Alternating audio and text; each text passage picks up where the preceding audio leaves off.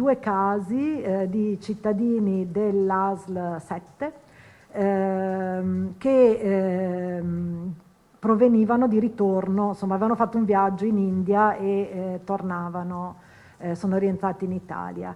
E quindi c'è un collegamento diretto con l'India e quindi questa, diciamo, è la prima buona notizia. Non si tratta di un'infezione autoctona, quindi che sta circolando nel nostro territorio, ma si tratta di un'infezione che viene da qualcuno che rientra dall'India. E quindi questa è una buona notizia. La buona notizia è che l'abbiamo identificata subito. Questa variante ci preoccupa relativamente, nel senso che oggi non ci sono certezze rispetto alla sua pericolosità o capacità di sfuggire ai vaccini o contagiosità.